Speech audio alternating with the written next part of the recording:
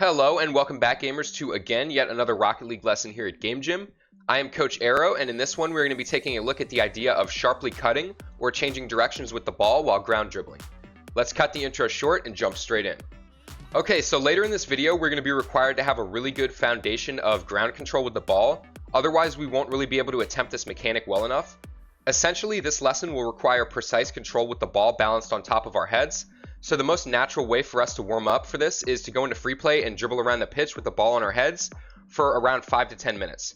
You should try to see how long you can keep the ball off of the ground for during this duration, and also try to experiment with turning a little bit, which will help you out for later on. A sharp cut while ground dribbling is a lot like a quick crossover in basketball.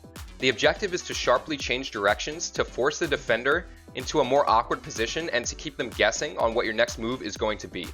It is much easier for a defender to anticipate what you're going to do when you are dribbling in a straight line, as opposed to if you are switching up directions frequently, which you are about to see in our replay analysis.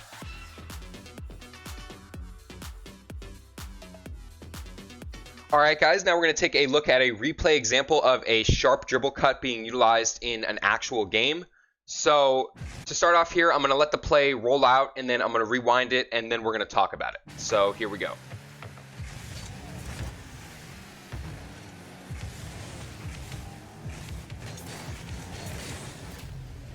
Okay, so you guys can see that was kind of a really sharp cut. I kind of had two in there. It was like a double crossover. So we're going to talk about it. So let's see what's up here.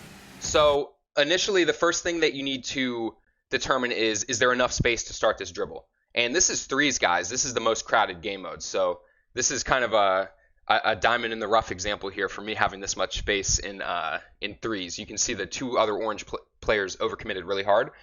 But we can see that there's a lot of space in front of me. There's only one player back. It's FNSI back there. So we now know that he can't get anywhere close to me, by the way. So we know that I can start this ground dribble. And while I'm controlling this, like, notice that I'm not holding down boost. I'm not holding down like accelerate constantly. Like I'm kind of feathering it and I'm kind of like stopping and going like really quick. And that's what allows me to keep control and keep the ball really close to me. And when you're doing these sharp dribble cuts, you can combine them with flicks and things like that. Right here, I don't end up doing that. I just kind of shoot it by ping-ponging it off of the other two players. But yeah, this sharp dribble cuts, can be combined with a lot of mechanics, so it fits, really well into any offensive player's arsenal. So the main things to remember from this is to just make sure that you have enough space to start the ground dribble, and then to feather your boost and not go too fast to try and keep the ball close. Alright, so to practice changing directions with the ball and being able to keep control, we're going to be inside of free play and we'll be doing a drill that is a lot like the 3-man weave drill in its movements if anyone watching hoops. Basically, we're going to start at either corner of one side of the pitch, and with the ball on top of our heads, we're going to dribble to the opposite big boost that spawns in midfield, and then from there go back to the opposite corner boost. So it's essentially a big weave motion that will force you to keep control of the ball while the ball is moving around to different parts on top of your car, which is much more difficult than it being stationary in one place. Practice this for 5 to 10 minutes, and also make sure to practice this with the ball on your car, so not letting it touch the ground, and also practicing it with the ball on the ground. And as always, guys, you can use the footage in the background as help.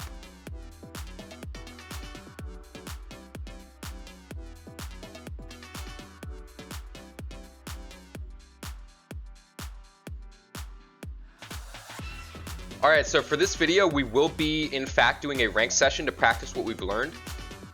The absolute best game mode to practice this in is, of course, 1v1, because you are just naturally going to be dribbling the ball a lot of the time. You could do 2v2 for this session, but the attempts that you will get will lessen a lot because of the 2 extra players introduced to the pitch. So I'm strongly recommending 1v1 for this session.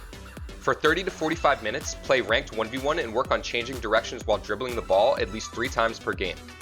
You will probably end up doing this more because it is just so useful, but to limit stress during the already stressful 1v1 mode, just shoot consciously for the 3.